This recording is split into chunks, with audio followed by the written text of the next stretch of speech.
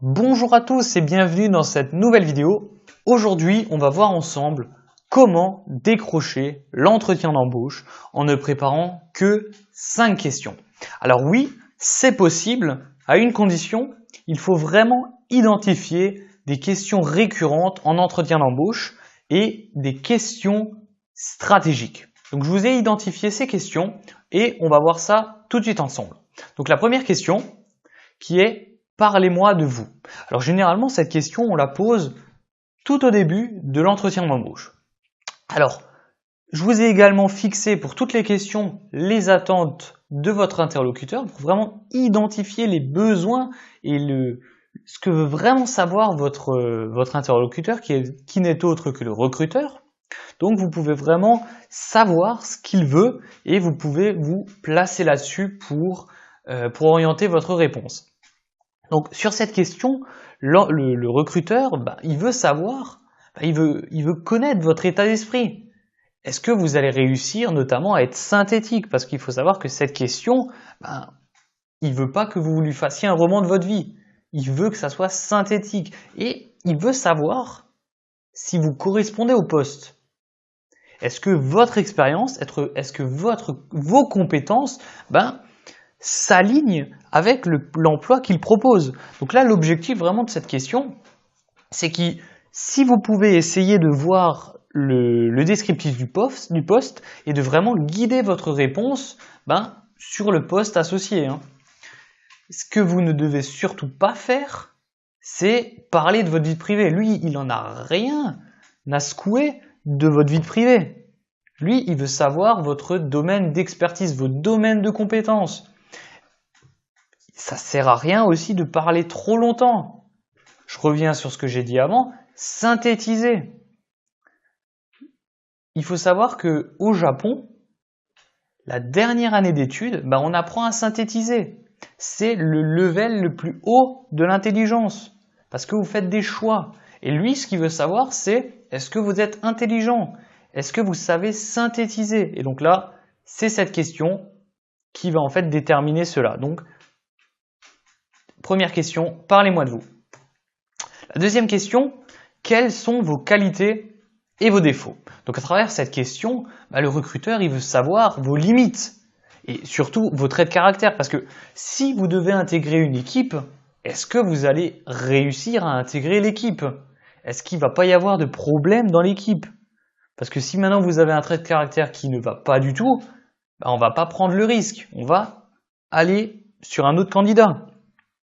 Donc ce que vous ne devez surtout pas faire, c'est d'être un peu arrogant, ne parler que de vos qualités. D'accord, on a compris que vous avez des qualités, mais les défauts, c'est quoi? On a tous des défauts. Alors généralement, il y a des défauts qui marchent toujours mieux, du style j'ai envie de trop travailler, des défauts comme ça. C'est bien de donner des défauts, mais ciblez-les pour pas qu'ils soient trop à votre désavantage. Donc, par rapport à ça, il faut faire un travail, il faut préparer. Ce qu'il ne faut surtout pas faire également, c'est citer vos défauts à la fin de votre discours. Si maintenant vous faites ça, on va garder que vos défauts en tête. Et ça, c'est pas bon pour la suite, c'est pas bon pour l'emploi. Voilà, donc commencez par vos défauts et après, vous parlez de vos qualités. Maintenant, le dernier conseil, ne parlez pas trop sur vos qualités, n'en rajoutez pas trop. Parce que, je reviens au premier conseil, si vous en rajoutez vraiment de trop, là on va vous sentir, vous avez les pieds qui vont enfler, quoi. Là, le candidat qu'on a en face, on n'en veut pas. C'est pas quelqu'un qu'il nous faut. Voilà. Donc ça, c'est vraiment quelque chose à faire attention parce qu'on peut très vite braquer le recruteur sur ce genre de réponse.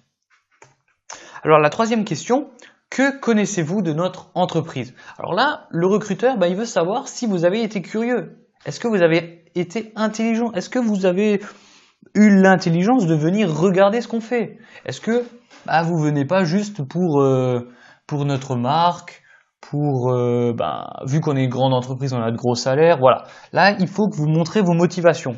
Il faut dire, voilà, je suis venu chez vous parce que vos produits sont de qualité, vous avez des process très intéressants à étudier, etc., etc. Voilà. Par rapport à ça, Les choses qui ne sont pas à faire, c'est de trop flatter l'entreprise parce que là, vous êtes un peu la personne qui va voilà, retourner sa veste. Ça, les gens comme ça, on les aime pas trop. Après, surtout, connaissez l'entreprise. Hein, ça, c'est le dernier conseil. Ne pas connaître la société, là, c'est fatal lors d'un entretien d'embauche. Hein. Si vous ne connaissez pas la société, ben, on va croire que vous avez envoyé vos CV, vos lettres de motivation comme ça, là va-vite, sans savoir vraiment où vous allez. Et ça, c'est un très mauvais point. La quatrième question, pourquoi devrions-nous vous engager? Alors là, ça, c'est une question récurrente. Hein. Le recruteur, il veut savoir par rapport à ça, par rapport à cette question, si vous allez correspondre au poste. Est-ce que vous allez réussir dans le poste qu'on vous propose? Là, cette question, c'est le moment de vraiment vous dévoiler, de promouvoir vos compétences, vos expériences.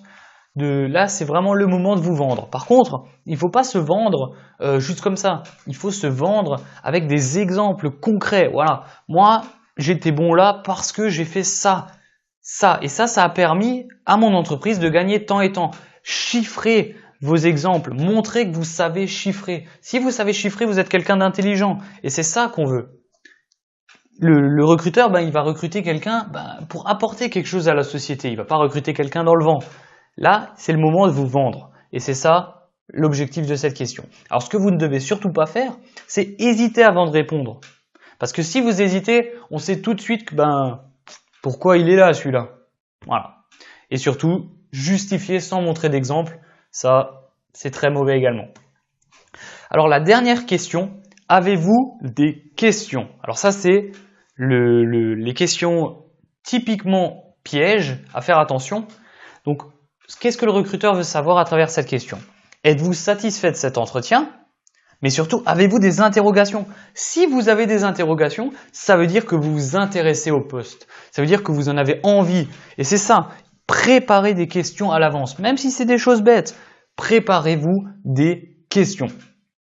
Alors surtout, ce qu'il ne faut pas faire, c'est poser une ou des questions sur un sujet qui a été déjà abordé. Parce que si vous faites cela, vous n'écoutez pas. Et ça, c'est pas l'objectif. Et surtout, un autre exemple de question, c'est renégocier votre salaire. Alors là, si vous renégociez votre salaire durant cette dernière question, là, ça va donner une très mauvaise note à votre entretien et c'est pas du tout ce qu'on veut. Voilà. Donc j'espère que cette vidéo vous a plu. N'hésitez pas à cliquer sur le bandeau pour voir mon blog avec différentes vidéos, d'informations, d'articles concernant la recherche d'emploi, CV, lettre de motivation, entretien d'embauche. N'hésitez pas à vous abonner et à laisser un pouce, ça serait sympa. Voilà, donc je vous dis à très bientôt dans une nouvelle vidéo. Ciao, ciao!